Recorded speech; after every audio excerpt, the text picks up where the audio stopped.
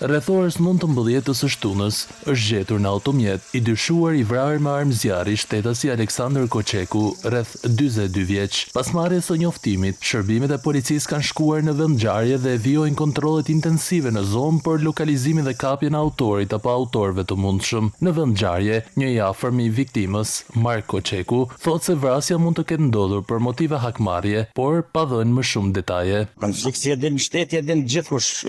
I konflikti na pas për tjetër se di. Na kanë konflikti din edhe ju bjalls, na kanë njën burr për atë punë si pa pas i jak bëj çligun.